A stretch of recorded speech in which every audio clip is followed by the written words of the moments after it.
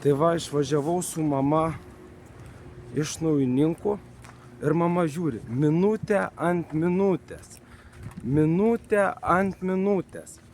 Tai autobuso maršrutas paskaičiuotas yra ne pagal realias eismo sąlygas.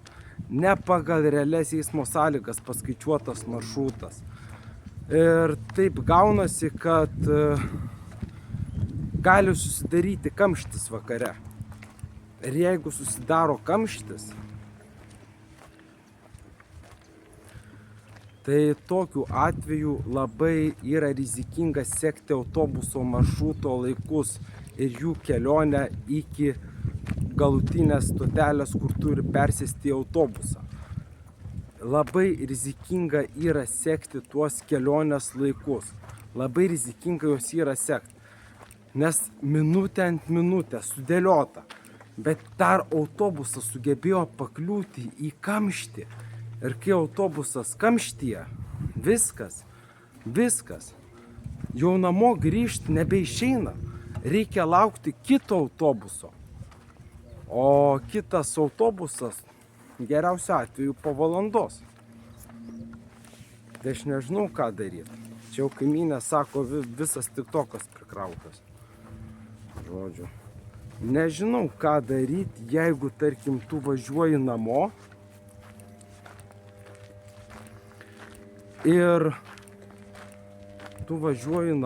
ir tiesiog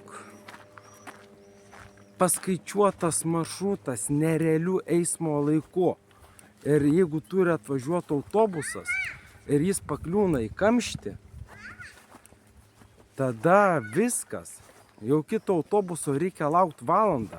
Ir kodėl, pavyzdžiui, tuose dažnuose maršrutuose, kai yra tie dažni maršrutai, kodėl, pavyzdžiui, tokiu atveju, tarkim, 3G važinėja 3 autobusai vienu metu važiuoja, o ten, kur Rudamina, ten, kur kiti nutolę rajonai, ten važiuoja labai mažai autobusų.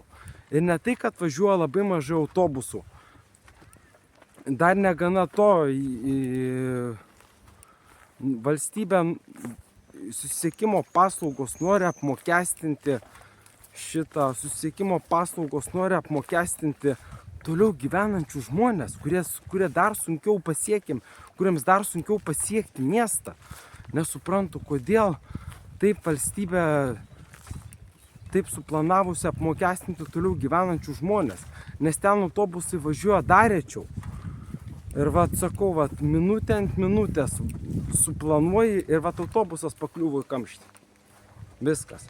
Autobusas pakliuvo į kamštį. Ką daryti? Autobusas kamštyje. Viskas, tu nebesugrįši.